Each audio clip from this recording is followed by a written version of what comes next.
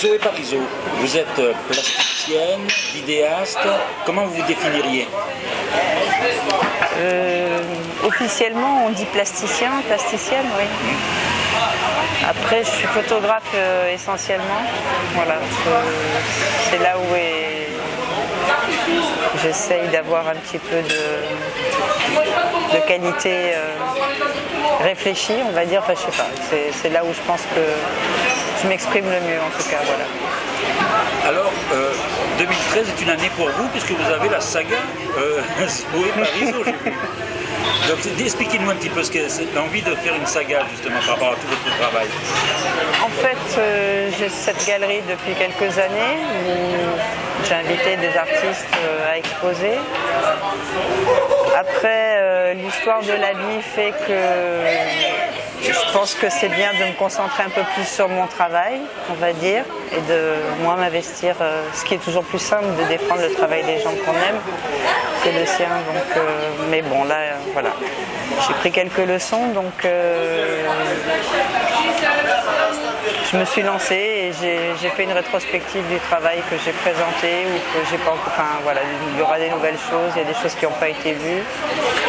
Et du coup, 2013, l'idée c'est que ça soit un petit peu la fête aussi et que donc bon, je me suis dit une saga. Cette galerie, c'est laquelle de galerie alors? C'est la galerie WPS qui est en fait au bout de la rue des Trois Frères Barthélemy qui tombe dans la rue Saint-Pierre, et c'est un petit lieu juste au tout début de la rue qui fait un angle avec une devanture un peu vintage que j'ai laissé en état. C'était des œufs, vin et liqueur, quelque chose comme ça. Enfin voilà, c'était la petite Marseille, épicerie. il faut spécifier, hein, Spécialement. Parce qu'il n'y a pas que des gens de Marseille qui vont. Non, et puis je peux vous dire qu'il s'en est passé des belles dans la cave de cet atelier. Elle servait à frelater du Ricard, il paraît, mais ça il faut pas le dire. Ah ben voilà, de toute façon c'était passé, c'est pas vous. Non, non. Non, c'était pour passé. Pasqua, tout ça, ouais. C'est le passé marseillais. Ouais. Donc oui, voilà, je suis dans un lieu historique, on va dire. Non, un très beau lieu, assez simple et qui permet d'avoir un accueil tranquille, près de la plaine. Et moi, je peux y travailler aussi sereinement. J'ai mon labo à la cave, en fait. Il y a des périodes mixtes, soit c'est exposition, soit c'est travail, soit c'est labo, soit c'est... Donc il a plusieurs aspects. Alors cette saga est composée en 3 parties. Donc on va... Non, il y en aura plus. Mais ça, c'est la première partie de la saga. D'accord, c'est le premier trimestre. Oui, en fait, oui. Après, il y en aura 3 autres jusqu'en décembre. En fait, je vais rester... Voilà, Normalement, il y a 3 autres expos prévues, donc de septembre à décembre. Alors parmi ces... Vous allez peut-être pouvoir nous citer tout ce qui va se passer là. Alors en fait, le vin... On parlera un vin... peu plus en détail de Parajanov. On va expliquer pourquoi. Alors en fait, le vin, je commence la saga avec quelque chose que j'ai jamais montré, c'est-à-dire mon travail, c'est de l'encre, des pastels, de la peinture. En fait, c'est ce que j'ai fait depuis toujours, mais que j'ai très personnel, en fait, que j'estimais pas devoir montrer. Et puis une envie d'aller un peu plus loin et de casser les murs et puis de montrer. Enfin, j'ai fait quelques petites tentatives, ça avait l'air de passer, puis ça met de la couleur. Enfin voilà, c'est quelque chose de léger et qui m'a fait beaucoup de bien à faire. Et puis après, donc ça s'appelle de la swing painting.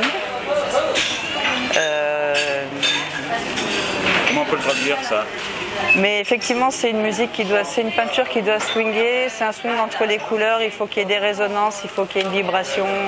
Les jolies choses m'intéressent assez peu en général, c'est des choses qui ont un éclat de vérité ou qui font passer quelque chose d'autre. Donc voilà, j'ai essayé de faire quelque chose d'assez sincère et voilà, c'est tout simple. Donc ma swing painting, et le nom de l'exposition c'est Day In, Day Out. That same old voodoo follows me about. C'est une chanson de Sarah Vaughan qui m'a inspirée, qui m'a donné l'élan pour partir là-dessus. Voilà. Et donc après il y a la première partie, donc elle commence le 20 et ça se termine le 7 juillet je crois. Après il y a le monastère franciscain de Saorge qui est... Alors maintenant on passe à la photo, là où j'espère être un peu... Enfin bon, avoir quelques qualités. Et c'est le monastère franciscain de Saorge qui est dans la vallée de la Roya. C'est au-dessus de Nice, c'est une enclave, c'est un endroit magnifique, qui était un monastère franciscain, où les franciscains ont vécu depuis jusqu'en 85. Et après, c'est le ministère de la Culture qui a récupéré le lieu, où il y a eu quelques périodes sans, mais... Et ça a été, quand j'y étais, c'était des résidences d'écrivains, pour les écrivains.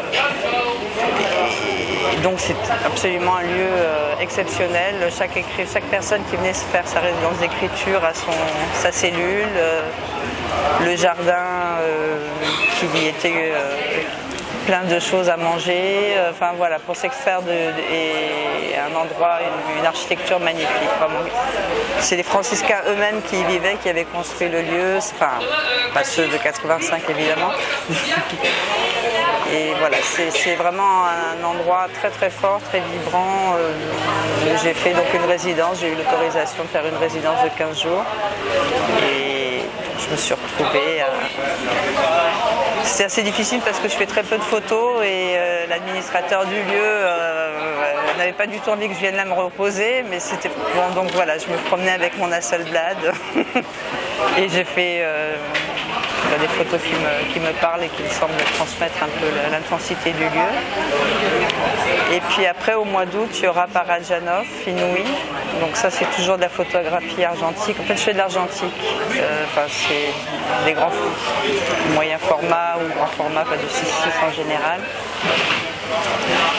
Et là... Parajanov, pourquoi Parajanov? Parce que tout le monde connaît, les cinéphiles connaissent au moins le cinéaste. J'espère. Avec des films cultes. Ouais. Mais en fait, parce que j'ai eu la chance, j'ai passé mon enfance à l'étranger. Et quand je suis arrivée, ça a été un petit peu violent. J'ai eu pas mal de mal à... Enfin, je les trouvais pas très intéressantes, les copines de mon âge. Enfin, j'avais des choses qui me manquaient. Et j'ai eu enfin une grande amie, géorgienne, qui vivait dans la même ville que moi. Et j'ai partagé avec elle dès qu'il y avait quelque chose qui se passait autour de la Russie. Donc j'ai découvert... absolument pas du tout dans une démarche cinéphilique, Parajanov, Tarkovsky, enfin vraiment et Sayat-Nova. Et je dois dire que là, je suis vraiment passée de l'autre côté du miroir. J'ai compris qu'il y avait voilà, quelque chose, un langage fantastique, voilà, tout un domaine qui me touchait infiniment, qui me parlait. Je suis née en Afrique, c'est rien à voir comme vibration, mais il y a des choses voilà, qui vous parlent parce qu'on parle de l'au-delà, on parle de ce qui ne se voit pas, on parle de... Et j'ai pas du tout de façon intellectuelle, mais vraiment je suis rentrée et ça m'a, je dois dire, ça m'a bouleversée et ça m'a vraiment ouvert une porte colossale. Ouais. Et comment vous avez abordé le sujet?